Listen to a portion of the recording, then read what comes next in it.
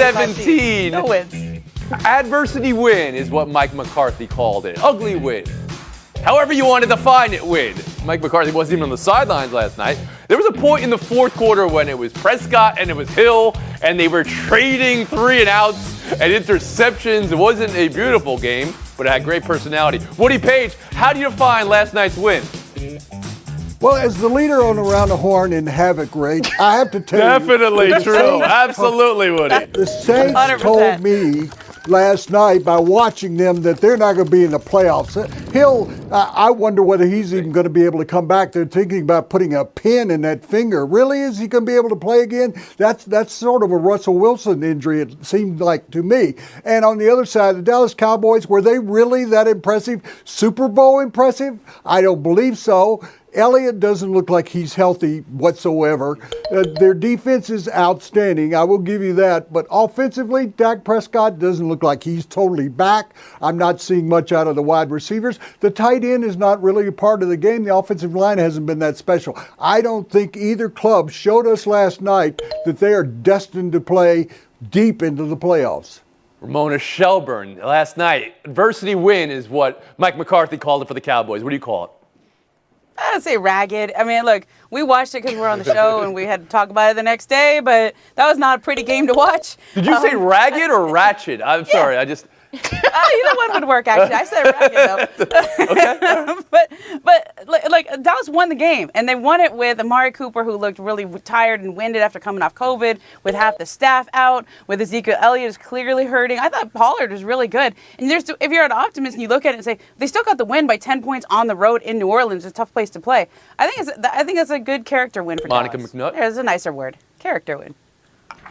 I hate that we need to define wins. A win is a win. Like, if these dudes had dropped 3 in a row, then we'd be having a whole nother conversation. But you find a way to win. That's what decent and good teams find a way to do. Okay. And we know that the Saints are not that. So you avoided a bad word there. All right, I'll give you a little credit for that. Specifically, on the offense, this was the first game, Monica. They had, their starting unit together, and you saw them come out. They didn't light up the scoreboard. Concern?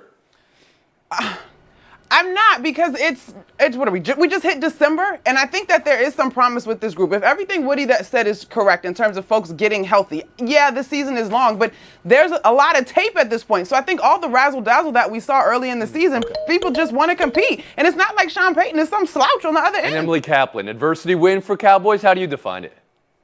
Meh. It's a very meh win. The offense couldn't pull away, so the defense had to save the day. There's one silver lining, though. Micah Parsons, the rookie, went to this incredible institution, Linebacker University. You might have heard of it. 23 pressures in his last 3 games. The only guy that's had more pressures in a 3-game stretch in the last 5 years is J.J. Watt. So feel good about him. Don't feel good about the offense. Maybe you win the NFC East, but you can't win a playoff game if you're playing like the Cowboys right now. We've been Horn. We'll take a break. Coming up, do we have an accent mystery in these here parts? It's a great night to be a Tiger. I'm here with my family,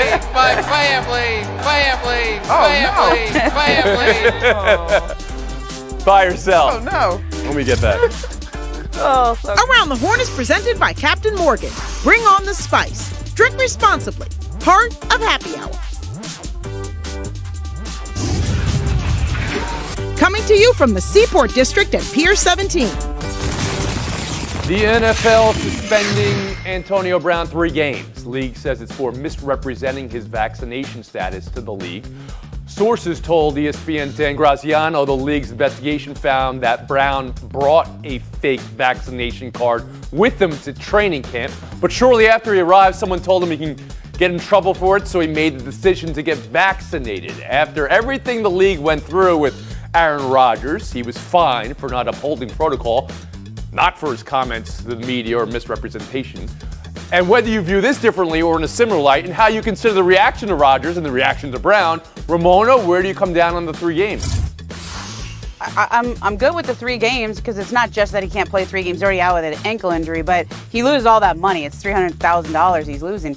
I don't like that it's that Aaron Rodgers only got fined $14,000. I mean, to me, Antonio Brown, as bad as that is to have a fake vaccination card, at least he still went and got vaccinated. Aaron Rodgers flouted the COVID protocols all season until he finally got COVID. So even though the league knew he wasn't vaccinated, he was But the flouting league those is not protocols the entire mandating season. vaccination. They're allowing players No, to but be he was unvaccinated. not abiding by the protocols at all. Woody Page? Ramona and I disagree. I think he should have been suspended for the rest of the year without pay. I don't think this is a misdemeanor. I think it's a felony in terms of the vaccination. And after what Tom Brady did, asking the Buccaneers to bring him in, letting him stay at his house, bringing him back again this year, and Bruce Arians doing it when he didn't really want to, and this is how you show them that you care about what they did for you? No, not at all. Emily Kaplan. The only reason that this got attention is because it's Antonio Brown, who's always getting headlines for the wrong reasons. If he didn't stiff his chef, we would have never known about it. I think the 3 games is pretty weak, and it shows that the NFL and the NFLPA just want this to go away. Because if it's more, I think it opens the floodgates. And think how easy it was to prove that all of these 3 guys were fake. Then I believe that there's way more guys in the league who do have fakes. So you believe this shows that the NFL doubts whether their players are really living by the protocol. Monica McNutt, how about you? There's every reason to doubt that. I agree with Emily. I'm okay with the 3 games. I'm more pissed about this if I'm a teammate of Antonio Brown's. You've lied to me and you've taken away my ability to decide how to interact with you. Yeah, he gets vaccinated after the fact, but the idea that this thing would only affect you and you'd be that selfish really, really bothers me from a teammate standpoint. Bruce Arians, a coach in the 70s, a coach on staff or an assistant to a coach on staff, has been through cancer. But once again, Ramona, when you compare it to Rodgers, I mean, the league says you can be unvaccinated and go through the protocol, and they found out in some cases he had it. Remember, Rodgers misrepresented to the media, not to the league. Yeah. He tried to make his case to the league, and they declined it. But this is... Yeah, but he was also walking around without a mask on in situations. Right, and that's why he had was a mask on. We'll move on. Chargers-Bengals Sunday. Oh, I love this game. 2 highly drafted quarterbacks. I mean, this is right in our face. You can't miss this one. Who would you rather have as your franchise quarterback, Woody? Justin Herbert or Joe Burrow? Well, I'd like to have either one of them to begin with, but if you do the eye test, Joe Herbert, even though he had a bad game against the Broncos, leading the league in quarterback rating at 85.8. The guy was the offensive rookie of the year last year. He's the guy going forward I want on my team. So you're leaning Herbert. Okay, Emily Kaplan, how about you? Not leaning. Give me Joe Yes, you Burrow. are. Last year, everyone's all high on Herbert, thinking he's an expected thing, but it's been a precipitous drop. I don't know if it's him or play calling. Meanwhile, Joe Burrow's team just keeps improving. He keeps improving. He's just got that it factor. Okay, Monica McNutt, who are you taking? It's Burrow, baby. Come on, Woody. If Burrow hadn't gotten hurt, that was going to be his award. Cut it out. Okay, Ramona Shelver, do you have any stats or analysis you'd like to provide here? Well, look, Justin Herbert has got me watching the Chargers. I never thought I would watch the Chargers when they moved from San Diego to LA. It's like he plays 17 road games a year. He plays in LA. Okay. He's, All right. to steal one of Emily Kaplan's lines, he's really good. Yeah. And Joe Burrow, are you not watching the Bengals as well? I mean, you're watching the Red Zone, so you're watching everybody. Yeah, I'm watching Red Zone. No, Well, but the thing like is, these Justin guys Herbert were to me drafted is in the a same franchise draft. quarterback. Burrow was taken first overall, of course. Cincinnati says they don't regret that in the least, nor should they. I mean, they're in playoff position right now. All right, so we're borderline split there. We'll move on. I do declare we have a buy or sell 3 here on these here. It's a great night to be a Tiger. I'm here with my family. All right, just for comparison's sake, here's Brian Kelly. This was last week when he was with Notre The past Dame. 12 years have been the most incredible 12 years of my life for me and my family. All right, we all love this, of course. Monica, listen, Kelly's being mocked for this, but let me ask it to you this way. Is any part of this smart to lead in, show your versatility, and lead into your new job and surroundings? The only way that it's smart is if you admit that you are intentionally doing this as a way of endearing yourself. We all made our rounds through local TV, and they all said when you get to a new market, don't fake it because the people know. Yeah, this is gross. Why? Emily Kaplan. You know, every time I go to Canada, after a few hours, I find myself saying sorry, and then See? I catch myself. Yes, I'm like, you sound okay. like an idiot, and maybe it's insulting, so I stop. Honestly, code switching is a thing. You should look it up. He does need a recruit. However, he just sounds phony, so I hope he realizes there's ways to connect with people without trying to sound like them. Woody Page, you're a son of the South, of course. How did you hear Brian Kelly? I didn't hear it at all because he wasn't even close to what he was supposed to be doing. That was Yeah, it's not Louisiana even, right? Yeah. stupid. I want to hear him say Baton Rouge and Nolens. And when he does that, we'll really know whether he is faking it or just really trying to adopt himself. Ramona Shelburne. You're asking the Valley girl over here? I mean, like, you know, I don't. Look, I think it's embarrassing. Like, if you're going to pick up a word here or there, a little Southern drawl, you got to do that a couple months in. You can't do it right off the bat like that. None of you thought it was endearing? Like, I mean, it's a bad week for him. It's a bad week. He No. makes his team wake up at 7 in the morning for an 11-minute meeting. we say, know. I'm leaving. Yeah, we know that. Come on. We know Bad that week for Frank, Meredith. except he has $100 million. Here's the thing. It was I mean, there are awkward. Southern accents, and then there's Louisiana is a different accent than all other parts of the South, where Woody's from, and Tennessee. And yeah, this wasn't even close. All right, Shelburne, Page, taking a break right here. Front row seats for Showdown. Emily Kaplan, Monica McNutt. 2 minutes. 18 in a row for the Phoenix Suns. And now back on the court immediately, and it's the Warriors again. No Devin Booker tonight. Hamstring still bothering him. Golden State's making adjustments too, Monica McNutt. You know it. Anyway, Phoenix gets to 19 tonight. Beats Golden State again. I do think that the Sun streak stops here, Tony. I just think the Warriors are going to make those adjustments. One being Steph Curry will not shoot 4 from 21 for the field, and I think the absence of Devin Booker in this ballgame is going to be huge, and it's in San Francisco. Emily? The Suns are 9-0 on the road, and I do think Steph Curry will shoot that poorly if they keep putting Mikal Bridges on him. He was 1 for 8 shooting with Bridges as the primary defender. Love that matchup. Okay, yeah, the Curry stopper. Bridges, huh? That's what you're going with here, Kaplan? I think it's 9-1 on Bridges, the road. Tony. I build Bridges. But I'll give the point to Monica McNutt. We'll move on. Last night, the biggest win in NBA history. Grizzlies beat the Thunder by 73. Home fans knew it was history in the fourth quarter. They're shouting defense when they're up 78. Previous record was 68, Cavs over the Heat in 91. So it's a box score like you've never seen before in the history of the sports. Look at the plus minuses. Emily, what's the number one thing that jumps out at you from this game? You just heard it when I tuned in and hear the crowd shouting defense when they're up 78. First, that's just savage. Secondly, yelling defense at an NBA game. Wow, chef's kiss. Monica? Jared Jackson, 27, I love, but also Drake got a new set of parents. He was at this ball game sitting next to a very nice couple in Oklahoma that didn't know who he was. That's the best story that came out of this. What is really likable people, right? I mean, that's